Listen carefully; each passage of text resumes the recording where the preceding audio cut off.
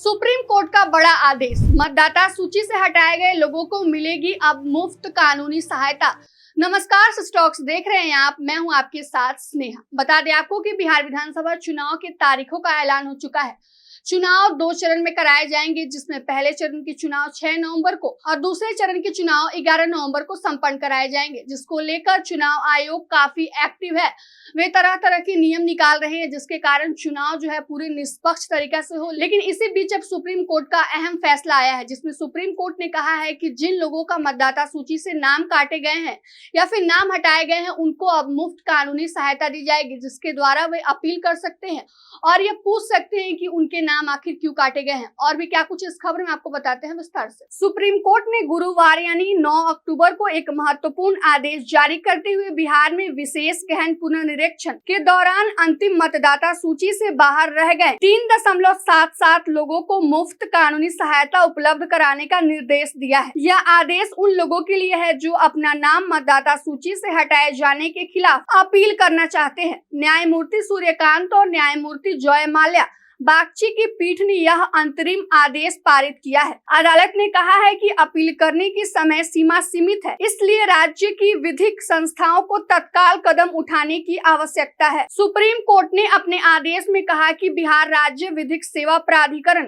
के कार्यकारी अध्यक्ष सभी जिलों में जिला विधिक सेवा प्राधिकरण को तुरंत निर्देश भेजे। इन निर्देशों में कहा गया है कि वे पैरालीगल स्वयंसेवकों को नियुक्त करे और निःशुल्क कानूनी सलाहकार उपलब्ध कराए। कोर्ट ने कहा कि इन पैरालीगल स्वयंसेवकों की जिम्मेदारी होगी कि वे गांव में जाकर उन लोगों की पहचान करें जिनके नाम मतदाता सूची से हटाए गए हैं और उन्हें अपील करने के लिए उनके अधिकार की जानकारी उन्हें दे। वे लोगों की ओर से अपील का मसौदा तैयार करें और मुफ्त कानूनी सहायता प्रदान करने में भी उनकी सहयोग करेंगे। पीठ के आदेश यानी सुप्रीम कोर्ट के आदेश में यह कहा गया है कि सभी जिला विधिक सेवा सचिव अपने अपने क्षेत्रों में पैरालीगल स्वयंसेवकों का मोबाइल नंबर और पूरा विवरण सार्वजनिक करें, ताकि प्रभावित लोग उनसे सीधे संपर्क कर सके। साथ ही यह भी निर्देश दिया गया है कि ये स्वयंसेवक बूथ स्तरीय अधिकारियों से समन्वय स्थापित करें और अपील प्रक्रिया को सरल बनाएं। न्यायालय का मानना है कि अपील दायर करने के लिए समय सीमा जो है सीमित है, इसलिए यह सुनिश्चित किया जाना चाहिए कि कोई भी नागरिक अपने मताधिकार से वंचित न रहे। अब बता दें आपको कि पूरा मामला क्या है। मामले की सुनवाई के दौरान याचिकाकर्ताओं ने दावा किया कि एसआईआर प्रक्रिया के दौरान मतदाता सूची से नाम हटाए जाने में मनमानी की गई है। उनका कहना है कि सुरक्षा उपायों की कमी के कारण कई पात्र मतदाताओं के नाम भी बिना सूचना के हटाए गए हैं, जिससे वे मताधिकार से वंचित हो गए हैं। याचिकाकर्ताओं ने तर्क दिया है कि यह प्रक्रिया स्वतंत्र और निष्पक्ष चुनाव के सिद्धांत के खिलाफ है।